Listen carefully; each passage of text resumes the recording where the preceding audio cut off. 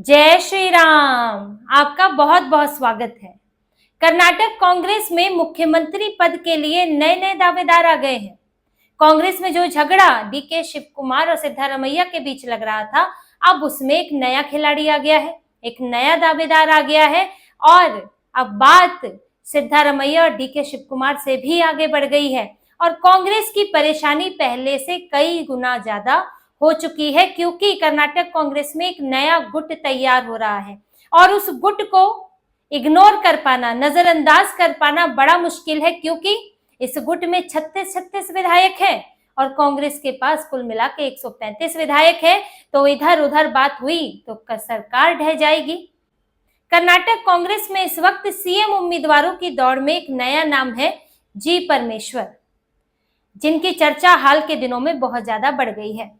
और जी परमेश्वर एक दलित नेता है, एससी समुदाय से वो आते हैं और कर्नाटक कांग्रेस के अंदर अलग गुट बन रहा है एससी एसटी समुदाय का, जिसके नेता के तौर पर जी परमेश्वर उभर रहे हैं। अब राहुल गांधी दलित ओबीसी कहकर हिंदुओं को बांटने की कोशिश करते हैं, तो देखिए उसका असर, ये सोच रहे हैं कि सिर्फ जनता के बीच होगा, उसका असर इनकी पार्टी के अंदर भी हो रहा है और इनसे बोला जा रहा है कि भाई जब आप राजनीति ही इसकी कर रहे हैं तो अपनी ही पार्टी के दलित ओबीसी नेताओं को आपने नजरअंदाज क्यों किया हुआ है, आखिर वो क्यों नहीं मुख्यमंत्री बन सकते हैं। देखिए कर्नाटक कांग्रेस के अंदर सीएम पद को लेकर झगड़ा तो है ही। डीके शिव कुमार 2.5 साल के फॉर्मूले की बात कर रहे हैं, 2.5 साल पूरे हो रहे हैं अक्टूबर नवंबर में, और उनका कहना है कि अब मुझे कुर्सी मिलनी चाहिए क्योंकि पहले यही तय हुआ था। सिद्धारमैया हटना नहीं चाहते, क्योंकि उनका कहना है कि जब एक बार तय हो गया और ऐसा कोई 2.5 साल का फॉर्मूला बना नहीं था तो मैं ही मुख्यमंत्री रहूंगा। इसी को लेके झगड़ा है। इसी के चक्कर में डीके शिव कुमार बार बार विद्रोही रुख भी अपनाते हैं, भाजपा के साथ भी नजर आते हैं, भाजपा नेताओं के साथ। अभी आरएसएस की प्रार्थना वो भी उन्होंने गा दी थी विधानसभा में, अभी उसके लिए माफी मांग रहे हैं, कह रहे हैं मैं तो जनजात कांग्रेसी हूं। अब कांग्रेसी तो आप हमेशा से हैं, आपने ये भी कहा कि मैं आरएसएस से जुड़ा हुआ था बचपन में, तो इसीलिए उन्होंने एक प्रार्थना गा दी। पहले तो कभी नहीं गाई थी, 2.5 साल हो गए इन्हें सरकार में, उससे पहले भी कभी नहीं गाया था, लेकिन अभी कैसे गाया। तो डीके शिव कुमार भी यहाँ से राहुल गांधी को चुनौती दे रहे हैं और यहाँ पर जो नया गुट बन रहा है उसके बारे में आप जानिए। देखिए पहले आप इनके विधायकों की संख्या समझिए कि किस तरह से इनके विधायकों का बाइफरकेशन है। कांग्रेस के अंदर एससी विधायकों की संख्या 21 और एसटी विधायकों की संख्या 15, कुल मिलाकर 36 विधायक है। अब इसमें इनके जो गृह मंत्री हैं कर्नाटक के जी परमेश्वर, वो एससी समुदाय से ही आते हैं। इसके अलावा एक और नेता है सतीश जरकीहोली, जो कि एसटी समुदाय से आते हैं, और एक नेता है के राजन्ना, जो कि एससी समुदाय से आते हैं। आप इन्हें याद रखिएगा। के राजन्ना वो नेता है जो कि अभी राहुल गांधी के खिलाफ जिन्होंने बयान दिया था, वोट चोरी के आरोप राहुल गांधी लगा रहे हैं। उनका कहना था कि ये जो महादेवपुरा के आप आंकड़े देख रहे हैं, तब तो कांग्रेस की सरकार थी, क्या कांग्रेस के नेता उस वक्त सो रहे थे, कान में रुई डाल के बैठे हुए थे, तो हमें भी देखना चाहिए था, हमारी भी गलती थी। ये ऐसे में के राजन्ना को इसके बाद उनसे मंत्री पद से इस्तीफा ले लिया गया। अभी जो तीनों नेता हैं ये पिछले कुछ समय से बागी तेवर में चल रहे हैं, पार्टी के खिलाफ तो नहीं है पूरी तरह से, लेकिन पार्टी के अंदर एक अपना अलग रुख दिखा रहे हैं।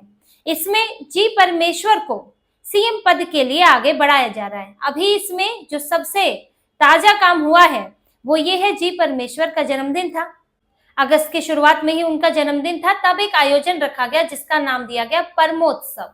अब इस आयोजन में कांग्रेस के दलित समुदाय के नेता गए थे, कुछ संत समाज के लोग भी गए थे, इनके विधायक भी गए थे और उसको बड़े ही जोर शोर से उनका जन्मदिन मनाया गया जी परमेश्वर का। अभी तक कांग्रेस में जी परमेश्वर का जन्मदिन इस तरह से नहीं मनाया गया था। इनके समर्थक वहां पर इकट्ठा थे। अब जी परमेश्वर का कहना है मेरे समर्थक चाहते थे, मुझे सम्मान देना चाहते थे, इसलिए इतना भव्य आयोजन किया गया था। इसकी चर्चा हुई है पूरे राज्य में, लेकिन यहां तक बात सिर्फ सम्मान की नहीं है, यहां बात है जी परमेश्वर को कर्नाटक के एक बड़े दलित नेता के तौर पर पेश करने की। ये लोग दावेदारी कर रहे हैं कि आप सिद्धारमैया को हटा नहीं पा रहे हैं क्योंकि वो ओबीसी हैं, और ये डर लग रहा है कि ओबीसी नेता को हटाएंगे तो इनकी ओबीसी की राजनीति प्रभावित होगी, और आप सिद्धारमैया की जगह शिव कुमार को बना देते हैं तो भाजपा भी इस मुद्दे को उठाएगी। ऐसे में आप शिव कुमार को बना नहीं सकते, सिद्धारमैया को हटा नहीं सकते, तो आप एक दलित समुदाय के नेता को मंत्री बना सकते हैं, मुख्यमंत्री बना सकते हैं, जिससे कि आपकी दलित ओबीसी की राजनीति भी प्रभावित नहीं होगी और आप इसको दूसरी जगह भी बताएंगे कि देखिए हमने जो है एक दलित मुख्यमंत्री बनाया है। और इन दोनों का विवाद, दोनों ही सत्ता से बाहर हो जाएंगे तो दोनों ही चुप हो जाएंगे। इसीलिए जी परमेश्वर का नाम आगे बढ़ाया जा रहा है। इसमें सतीश जरकीहोली भी इसमें आगे बढ़ रहे हैं और केरा जन्ना भी। अब देखिए सतीश जरकीहोली वो नेता है जिन्होंने अभी बीजेपी नेता जो नितिन गडकरी हैं उनके आवास पर एसटी कुमारस्वामी से मुलाकात की है। वो दिल्ली गए थे। अब एसटी कुमारस्वामी तो यही की नेता है कर्नाटक के, लेकिन दिल्ली जाके क्यों मिले, वो भी नितिन गडकरी के आवास में। उधर भी कुछ बातचीत चल रही है। केरा जन्ना जिनसे अभी इस्तीफा लिया गया, उनको बीजेपी ने ऑफर दे दिया था कि आपकी यहाँ पर कद्र नहीं होगी, आप यहाँ आइए, एससी एसटी नेताओं के साथ आइए, विधायकों के साथ आइए, आपको यहाँ पर पूरा सम्मान मिलेगा। ये बीजेपी का ऑफर था उनको। तो अब यहाँ पर ये जो तीनों नेता मिलकर एससी एसटी समुदाय बना रहे हैं, एक अलग गुट बना रहे हैं, उससे कांग्रेस की टेंशन बढ़ी हुई है। इन्हीं नेताओं ने जनवरी में इन्होंने एक पेशकश रखी थी कांग्रेस के सामने कि हम एससी एसटी विधायकों का, यानी कि जो 36 विधायक हैं, इनकी एक बैठक करना चाहते हैं, डिनर करना चाहते हैं और इनके मुद्दों पर बात करना चाहते हैं। लेकिन सर सुरजेवाला जो कि प्रभारी है, उन्होंने इनकार कर दिया क्योंकि आला कमान ने मना कर दिया। कांग्रेस को डर है कि एक अंदरूनी एससी एसटी गुट ना बन जाए, जिससे कि आगे चल के दिक्कत हो। फिर वो गुट बनेगा, अपना एक नेता बनाएंगे, फिर मांगे रखेंगे, ब्लैकमेल करेंगे, हो सकता है नेगोशिएट करेंगे। और कांग्रेस को खतरा भी ये है कि 135 विधायक हैं और बहुमत के लिए 113 चाहिए होते हैं। ये 36 में से कुछ इधर उधर हो जाएंगे तो इनकी मेजॉरिटी चली जाएगी और बीजेपी तो पहले ही डोरे डाल रही है। इसीलिए इन्होंने एससी एसटी नेताओं को एकजुट नहीं होने दिया। अब ये जब डीके शिव कुमार ने अपना नाम फिर से उठाने की कोशिश की, ये बात हुई कि 100 से ज्यादा विधायक चाहते हैं कि डीके शिव कुमार मुख्यमंत्री बने, तो इस बीच में जी परमेश्वर ने भी अपना नाम लेना शुरू कर दिया। फिर से एक मीटिंग हुई थी इनके विधायकों की, एससी एसटी विधायकों की। तब मीटिंग डिनर इस तरह का नहीं था, लेकिन इन्होंने एक आपसी मीटिंग की थी जिसमें जी परमेश्वर की बात उठी कि उनको बनाया जा सकता है। और इसके बाद अब इनका परमोत्सव में इनको जिस तरह से सम्मानित किया गया है, उससे ये साफ है कि कांग्रेस में भयंकर गुटबाजी है। अब डीके शिव कुमार जिस समुदाय से आते हैं वो कलिग्गा समुदाय के, उसके 23 विधायक हैं। लिंगायत समुदाय के इनके पास 34 विधायक हैं और कुरुबा समुदाय के, जिससे सिद्धारमैया आते हैं, 9 विधायक हैं। सिद्धारमैया के पास विधायकों की संख्या अपने समाज से तो ज्यादा नहीं है, लेकिन वो ओबीसी समाज से तो है। यहाँ तो कांग्रेस के हाथ बंद जाते हैं क्योंकि राहुल गांधी आजकल राजनीति ही वही कर रहे हैं। और अगर वोकालिका की बात करें तो डीके शिव कुमार बार बार बीजेपी उनको अपनी तरफ खींचने की कोशिश करती है, क्योंकि बीजेपी के साथ वोकालिका समुदाय रहा है। ये येदुरप्पा नेता रहे हैं, अभी उनके बेटे हैं, तो ये समुदाय उनके साथ इन नेताओं के जरिए अभी तक रहा है। और लिंगायत समुदाय, वो बड़ा समुदाय इनकी पार्टी में है, तो इनको साधने में कांग्रेस की हालत खराब होने लगी है। राहुल गांधी हाफने लगे हैं कि कैसे किसको रोका जाए। अभी तक तो सिद्धारमैया और डीके शिव कुमार को ही मनाना था। ये लोग दिल्ली भी आए थे, राहुल गांधी मिले नहीं थे, डीके शिव कुमार मिलना चाहते थे, प्रियंका वाड्रा से मिलकर रह गए और सिद्धारमैया मानने को राजी नहीं है। लेकिन अब ये नया गुट बन रहा है, इससे निपटना और मुश्किल है, क्योंकि ये गुट एससी एसटी समुदाय के नेताओं का है, विधायकों का है।